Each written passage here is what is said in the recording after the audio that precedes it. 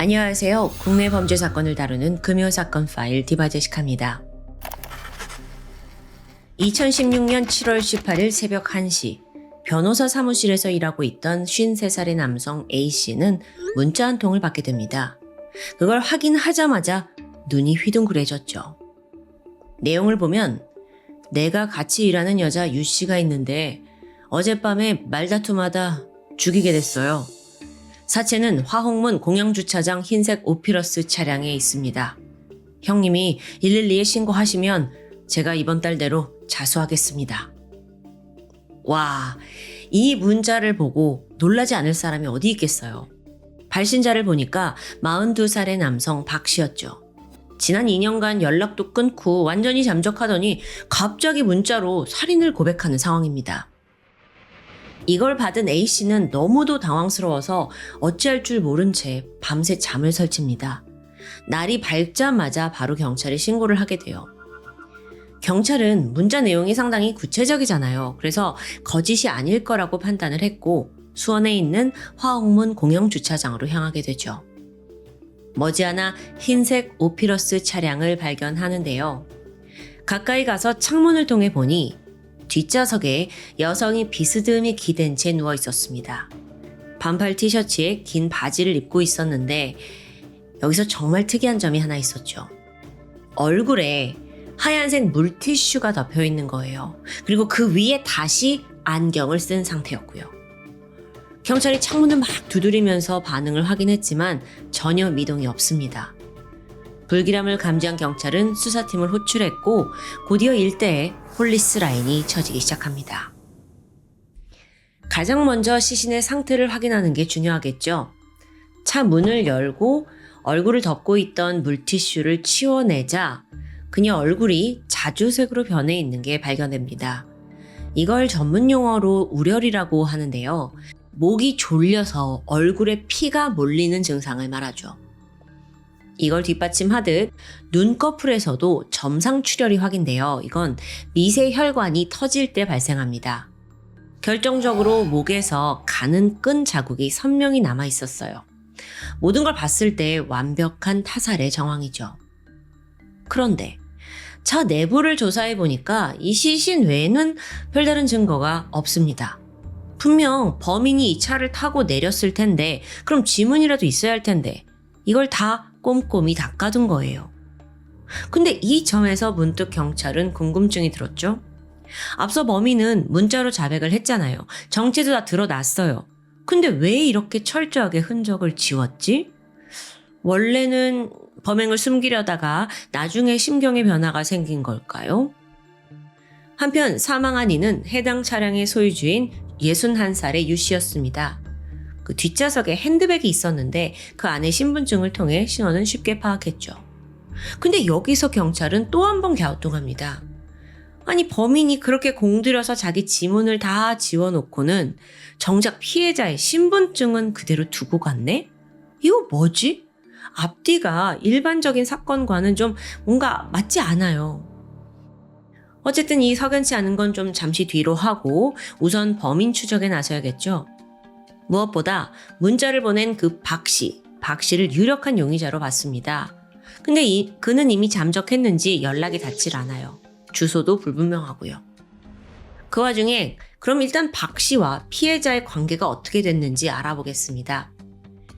과거 두 사람은 대부업을 함께 운영했어요. 그러다 2년 전인 2016년에 사설 경마장을 열었고 이듬해에는 사업을 확장하더니 사설 게임장까지 운영합니다. 그런데 그 과정에서 한 명이 더 연관된 사람이 있어요. 60살의 남성 김씨였죠. 김씨가 전폭적으로 지지를 했다는 게 드러나는데요. 보니까 초기 투자금이라고 1억 4천만 원을 선뜻 지불했어요. 그리고 그 또한 사업에 적극 관여했고요.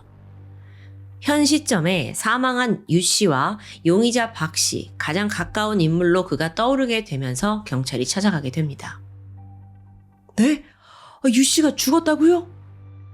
사망 소식에 한동안 놀란 듯 보였지만 그는 곧 평정심을 되찾고 차분히 둘의 관계를 설명해 줍니다.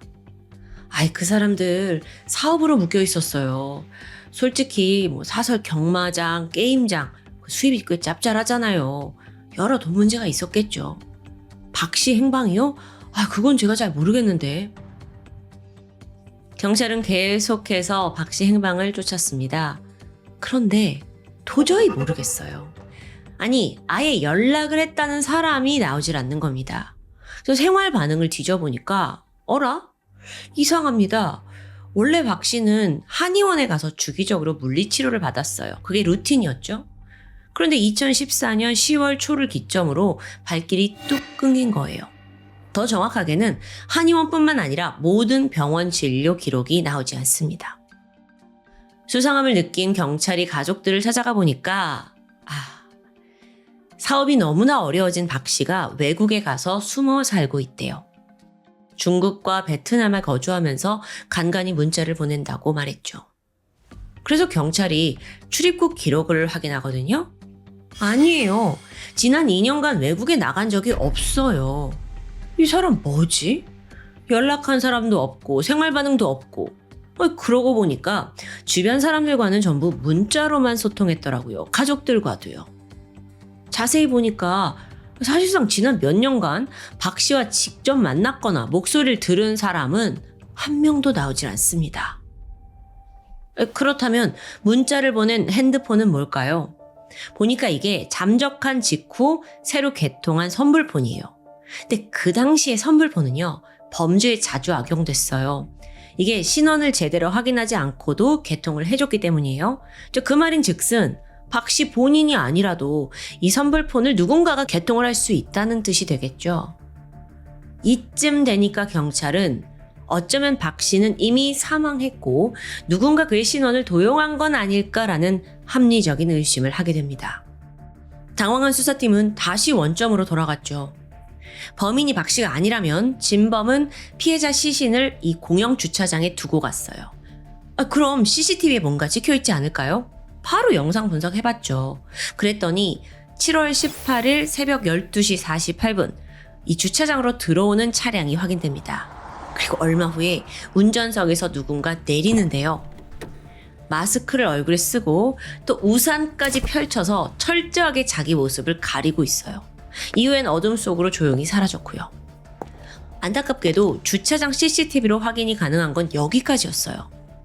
이 당시가 월요일 새벽이라서 사실 목격자도 별로 없었죠.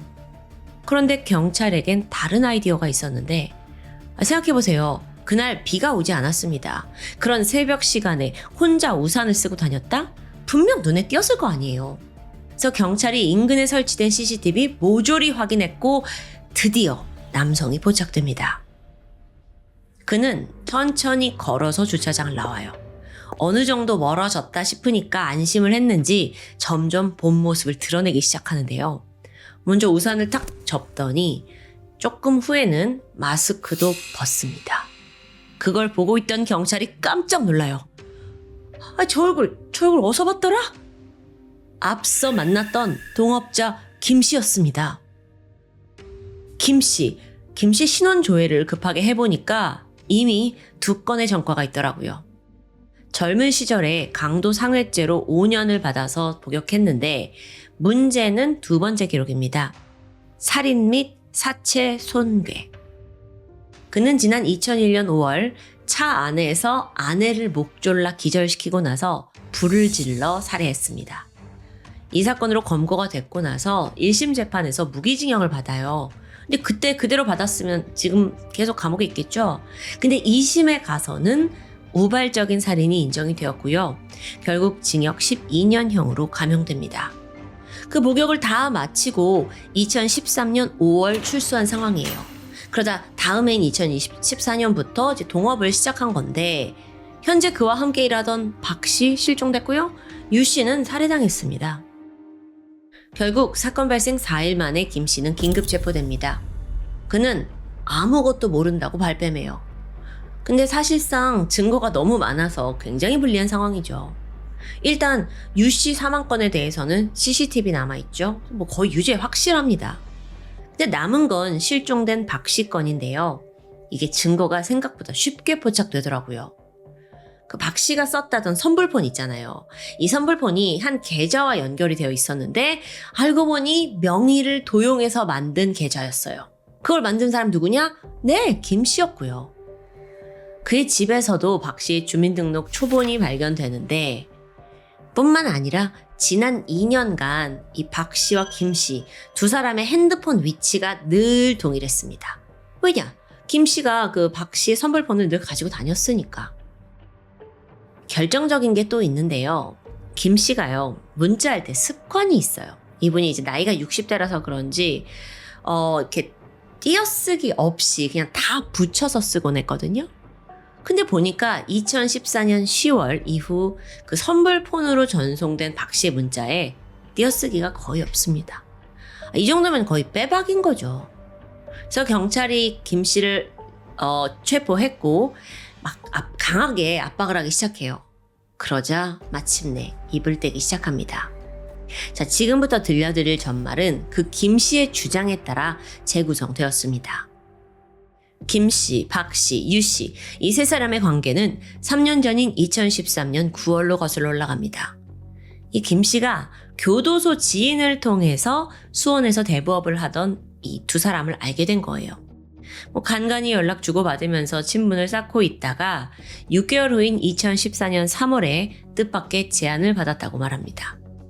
이때 박 씨가 오더니 형님, 혹시 좀 투자에 관심 있으세요? 저희가 수원에서 사설 경마장을 지을 거예요. 형님 투자하시면 저희가 주식으로 드릴게요. 수익금 짭짤할 텐데요. 여기에 솔깃했던 김 씨는 최대한 많은 투자를 하려고 돈을 끌어모으게 돼요. 은행 4곳에서 대출 받고 또 그 사금융에서까지 대출을 받아서 1억 4천만 원을 만들게 되죠. 이걸 박 씨에게 건넸고요. 그 대가로 1억 원 상당의 주식을 받게 됩니다. 아니 그런데 갈수록 상황이 이상해요. 6개월이 지났지만 약속한 수익금이 들어오질 않는 겁니다. 그래서 불안해진 김 씨는 그 동업자인 유 씨 여자를 만나서 어떻게 된 건지 모르겠다라고 상황을 의논하는데 이때 유 씨가 무슨 소리 하시는 거냐 라면서 본인은 당신이 투자한 것조차 몰랐다고 하는 거예요. 그 추정을 해보니까 중간에서 박 씨가 투자금, 수익금 모두 가로챈 거죠. 그래서 당황한 김 씨가 그래도 자기한테는 주식이 있으니까 이 주식 서류를 들고 법무사한테 찾아가거든요. 근데 그가 뭐라고 하냐면 이거 휴지 조각이에요 라는 아주 절망적인 답변만 돌아옵니다. 그제서야 모든 게 사기였다는 걸 알게 된 김 씨는 너무 화가 나서 2014년 10월 6일 박 씨 집을 밤에 찾아갑니다. 집 앞에서 대기하고 있었죠. 잠시 후 그가 엘리베이터를 타고 3층으로 올라가려고 하거든요. 김 씨가 계단으로 따라가서 같이 올라가요. 그리고 현관문이 닫히기 직전 강제로 문을 열고 집 안으로 들어갑니다. 그런데 여기서 모든 건 이 김 씨의 진술이기 때문에 60대 노인이 엘베보다 더 빨리 올라갔다라는 것도 어쨌든 그의 의견일 뿐이에요. 어쨌든 두 사람의 말다툼이 크게 시작됐죠. 야, 투자금 당장 내놔라. 야, 수익금 내놔라. 그런데 박 씨도 만만한 상대가 아니었어요. 이미 주식을 줬다면서 뻔뻔하게 나오는 거죠. 언성이 높아지더니 몸싸움이 격해지는데요. 근데 60살인 김 씨가 자기보다 17살 어린 40대 박 씨를 상대하는 건 역부족이죠. 결국 김 씨는 배를 맞고 가쁘게 숨을 쉬며 주저앉습니다. 근데 바로 그때 이쪽에 놓인 6kg짜리 아령을 발견해요. 그걸 들어서 바로 박 씨의 발등을 내려 찍었죠. 비명을 지르면서 박 씨가 발을 부여잡는데 그 고개를 숙인 그 순간 김 씨는 다시 한번 아령으로 뒷목을 가격합니다. 그것도 2번이나요. 박 씨는 결국 숨을 거두고 말았습니다. 근데 이대로 시신을 들고 나가면 CCTV에 찍힐 게 뻔해요. 주변을 살펴보니 마침 방에 텐트가 있더라고요. 그걸로 시신을 감쌌고 다시 노끈으로 시신을 묶었습니다. 이후에 그 집을 어떻게 빠져나왔는지는 자세히 알려지지 않았지만 어쨌든 그는 1층에 주차된 박 씨의 차를 훔쳐 달아났고요. 홍천군 야산으로 가서 시신을 안매장합니다. 그 다음부터는 박 씨가 살아있는 척 위장했어요. 선불폰 개통하고 임의 계좌를 만들어요. 가족과 지인들한테는 사업이 어려워져서 외국으로 도망갔다라고 문자를 보냈고요. 그런데 여러분, 범행은 이게 끝이 아니었습니다. 끝내 박 씨 가족들을 찾아가서 그 사기친 피해를 보상하라면서 돈까지 뜯어낸 거예요. 자기가 박 씨 죽여놓고서도요. 그렇게 2년간 모두를 감쪽같이 속였죠. 근데 또 여기에 사업운까지 따라요. 그러는 사이에 사설 경매장 대박 쳤고요. 또 게임장까지 사업이 점점 확장합니다. 많은 수익을 받으면서 모든 게 순조로울 줄 알았지만 문제는 2년 만에 다시 찾아왔습니다. 이번엔 유 씨였어요. 처음엔 그녀와 사이가 좋았습니다. 2번에 걸쳐 5,500만 원을 선뜻 빌려줬을 정도죠. 근데 어느새 유 씨가 동업자 박 씨 도대체 왜 어디서 숨어 있는 걸까? 라고 행방을 찾기 시작하면서 상황이 변해갑니다. 유 씨가 수차례 전화를 걸었는데 받질 않아요. 만남도 거부합니다. 문자만 보내오는 거예요. 근데 이상하죠. 사업이 지금 너무 잘 되고 있는데 왜 어디 숨어 있는 거야? 그래서 유 씨가 서서히 수상함을 감지하는데요. 이걸 보고 있던 김 씨는 굉장히 초조했을 겁니다. 더 적극적으로 찾아다니다가 자기 범행이 발각될 수도 있다는 불안감이 들었겠죠. 결국 2016년 7월 17일 김 씨는 수원의 한 음식점으로 유 씨를 불러냅니다. 이후 그녀의 차에 타고 인적이 드문 곳으로 이동을 해요.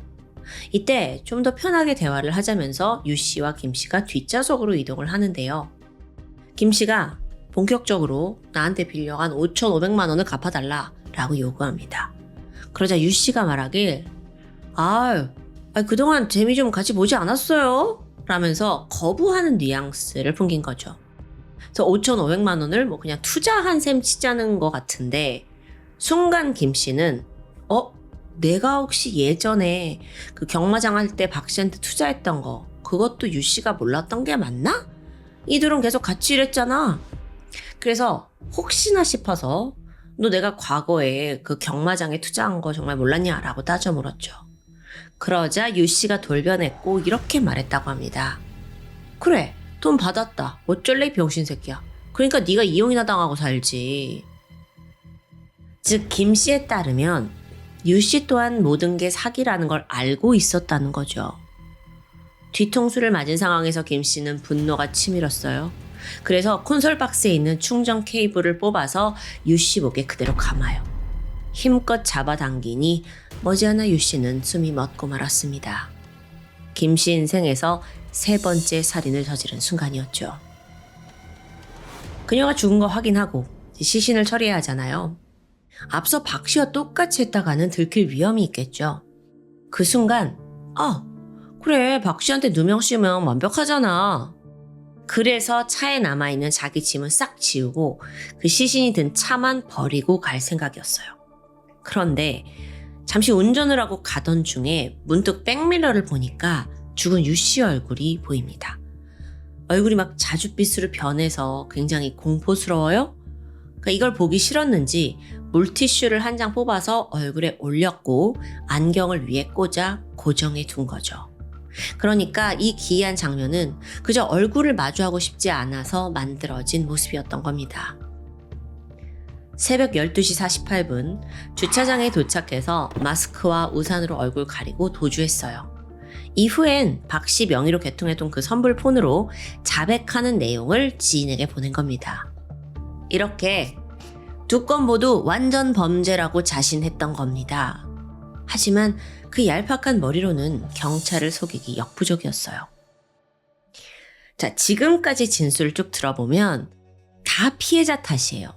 박 씨와 유 씨가 내 돈을 떼먹었고 오히려 내가 피해자고 사기당해서 어쩔 수 없고 책임을 다 전가하고 있죠. 죄책감은커녕 후회나 반성도 없어요. 그는 이 2건의 살인 모두 우발적으로 저질렀다고 주장합니다. 그 과거에 받은 사건에서도 그랬죠. 아내를 죽였을 때도 우발적이었다고. 근데 정말 그럴까요? 지금부터는 김 씨의 진술 속 모순을 좀 살펴볼게요. 충전 케이블로 유 씨를 목졸라 살해했다고 말했습니다. 그런데 보통 분노에 의한 우발적인 살인은 도구보다는 손을 먼저 쓰기 마련이에요. 손으로 목을 조르거나 마구잡이 폭행을 저지르죠. 근데 김 씨한테는 그런 패턴이 없는 것 같더라고요. 오히려 차분해요. 살인 직후에 보낸 문자 역시 감정의 동요 없이 오히려 시신의 위치를 정확히 알려주는 데 집중하고 있었습니다. 그리고 무엇보다 차에서 내릴 때 마스크랑 우산까지 있었잖아요. 이거 모두 미리 챙겨온 거예요. 이뿐만이 아닙니다. 심지어 그날 유 씨를 어떻게 만나게 됐는지 경위도 특이해요. 사실 지금껏 무려 19차례에 걸쳐 자기가 박 씨인 척 유 씨한테 계속 만남을 요청했어요. 문자로. 예를 들어 오피스텔 앞 주차장에서 만나자. 아무한테도 얘기하지 말고 만나자. 그래서 그 당시에 박 씨가 숨어 있다고 생각했던 유 씨는 매번 이 문자 받고 약속 장소로 갔죠. 근데 나타나질 않아요.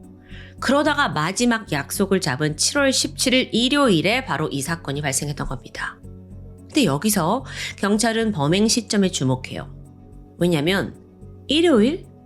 공휴일입니다. 그래서 공영 주차장이 보통 새벽까지 무료로 오픈돼요. 왜냐면 이게 시나 지자체에서 운영을 하는 거다 보니까는 주말에는 돈을 받지 않는 거죠. 그렇다 보니 입차 내역도 남지 않고 관리인도 없어요. 애초에 김 씨가 이걸 노린 건 아닐까요? 실제로 전문가들은 김 씨가 말한 범행 동기를 거짓이라고 분석합니다. 투자 사기를 당했다는 분노가 아니라 돈이 잘 벌리니까 오히려 이 동업자들을 모두 처리하고 혼자서 수익을 독식하려고 했다는 거죠. 그런데요, 이렇게 숱한 의혹에도 불구하고 끝내 김 씨는 우발적인 살인만 고집합니다. 과연 재판에서는 어떤 판결을 받았을까요? 2016년 12월 1심 재판부는 2건의 살인을 저지르고 또 고인을 기만했다는 점을 들어 김 씨에게 무기징역을 선고합니다. 김 씨는 즉각 항소했지만 형은 확정돼요. 첫 번째 살인 사건에서 무기징역에서 12년으로 감형을 받아서 세상에 나왔지만 이제 그는 평생 감옥에서 나올 수 없다고 볼 수 있겠죠. 그렇게 보면 지난 12년 복역 기간 중에 전혀 교화가 안 된 거 아니에요?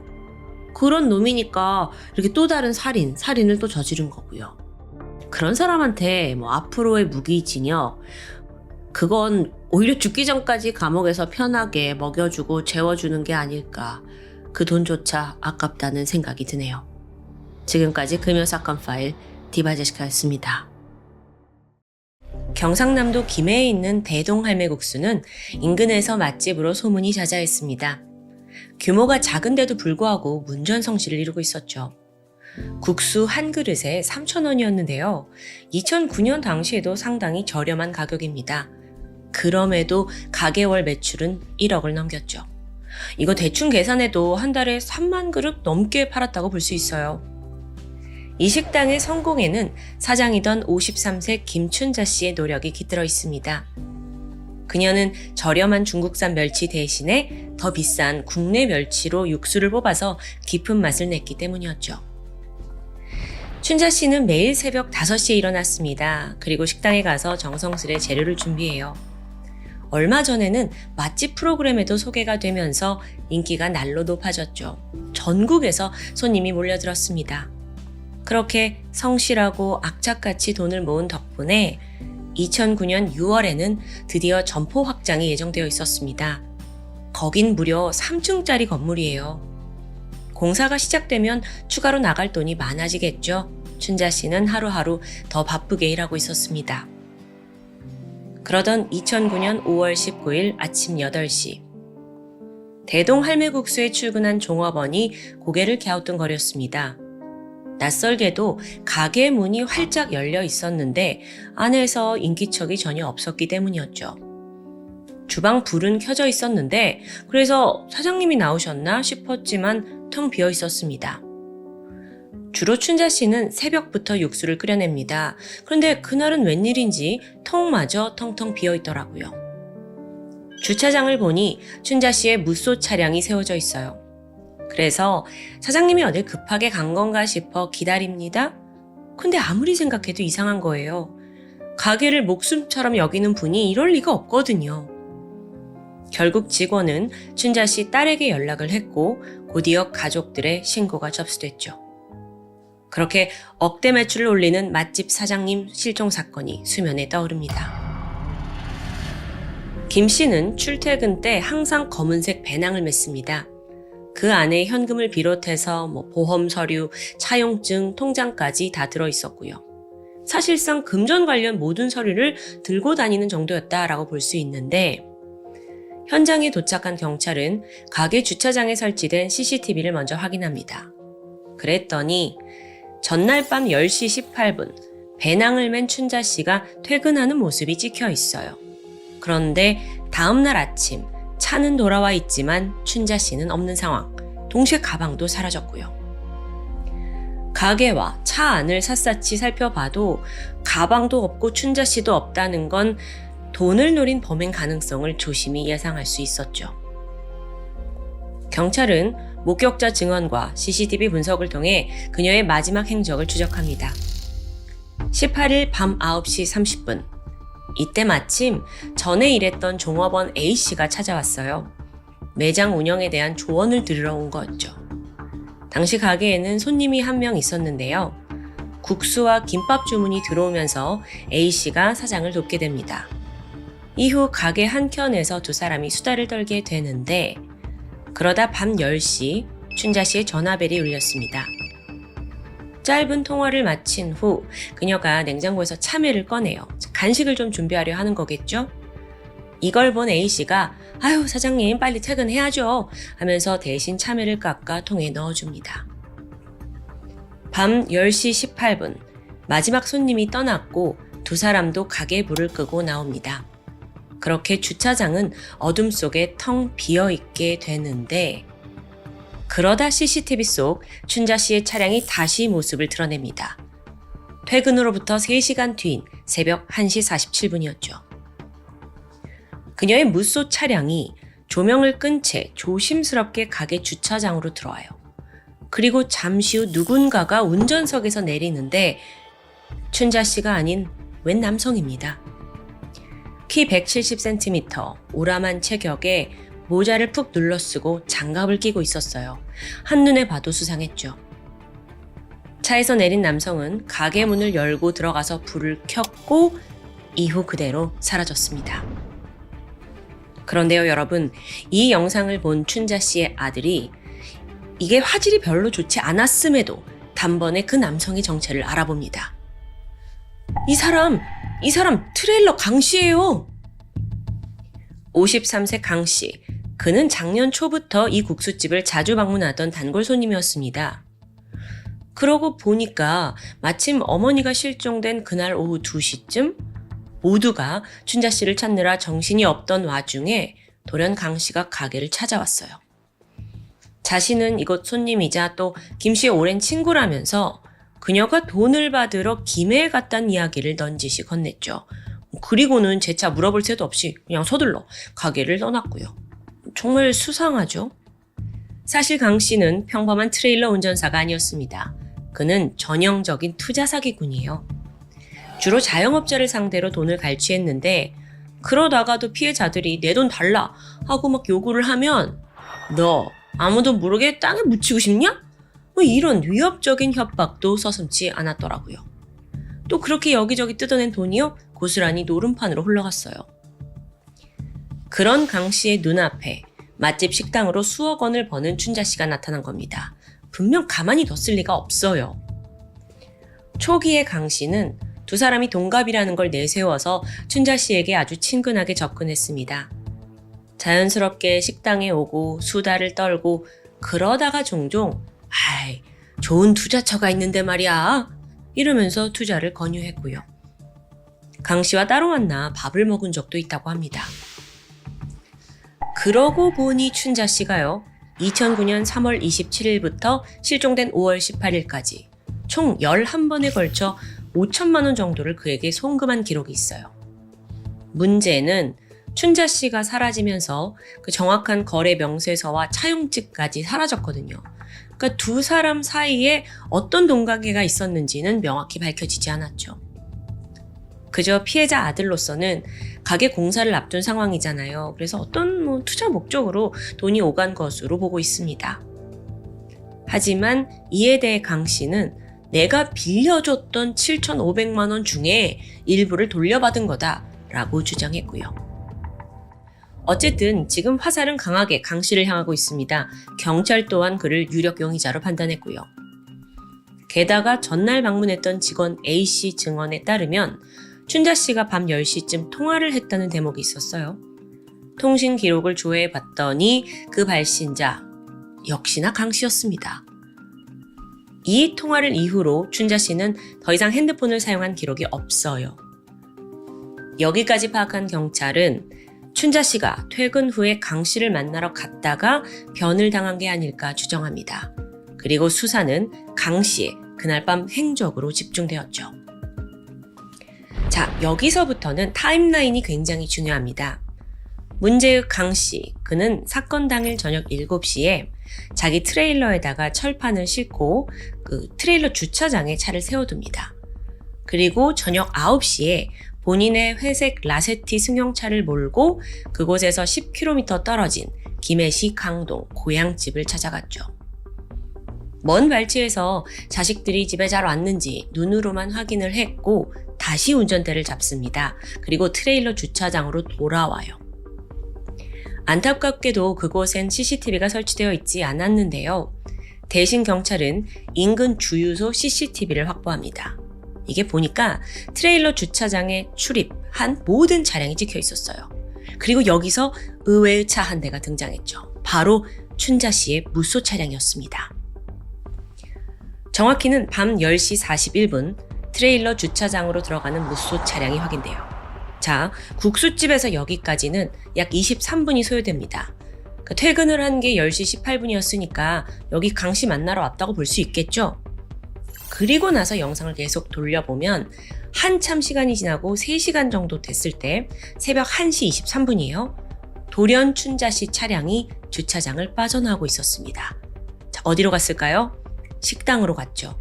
식당 주차장에 도착한 시간이 새벽 1시 47분. 이것도 정확히 24분이 걸렸어요. 자, 정리해보면요. 여기까지만 보더라도 트레일러 주차장에서 누군가 무쏘 차량을 운전해서 그 새벽에 국수집으로 온 거예요. 트레일러 주차장에서요. 아니, 여기에 완벽히 부합하는 사람은 당연히 강 씨뿐이에요. 게다가 경찰은 이걸 뒷받침할 수 있는 추가 증인까지 확보합니다. 마침 새벽 2시 강 씨를 태운 택시기사가 있어요. 그러니까 이거는 국수 가게를 빠져나간 후겠죠? 당시 모자를 푹 눌러 쓰고 있어서 얼굴을 보진 못했대요. 그런데 잠깐 대화를 하던 중 자신이 트레일러 운수업을 하고 있다는 말을 기사가 똑똑히 들었습니다. 심지어 목적지도 다시 트레일러 주차장이었고요. 확인해 보니까 새벽 2시 20분쯤 그 택시가 들어가는 모습이 외관에 있는 그 주유소 CCTV에 남아 있어요. 지금 이거 범인이 누군지 거의 100% 윤곽이 잡히고 있는 거예요. 여기서 경찰은 최악의 시나리오를 가정합니다. 일단 춘자 씨는 실종된 직후부터 생활 반응이 전혀 나타나고 있지 않아요. 안타깝지만 이미 목숨을 잃었을 가능성이 다분합니다. 살인 시간을 좀 추정해보면 그녀는 밤 10시 41분 트레일러 주차장에 도착을 했고 높은 가능성으로 강 씨를 만났을 거예요. 그런데 강 씨의 통화 기록을 보니까 밤 10시 55분 태연하게 동료와 전화한 기록이 있더라고요. 그래서 경찰은 딱 그때의 공백 14분 동안 살인이 발생했을 것으로 추정합니다. 그럼 그 장소가 어디였을까요? 운송업 특성상 그 트레일러 주차장에는 새벽에도 차가 자주 드나듭니다. 강 씨가 사람들 눈을 피해야 했을 거고 외부와 철저히 고립이 되어 있으면서도 또 춘자 씨의 의심을 사지 않을 장소, 거기가 어디일까 하고 생각해보면 단 한 곳이 떠올라요. 바로 강 씨의 트레일러겠죠. 즉각 경찰은 영장을 발부받아서 트레일러 내부 수색했어요.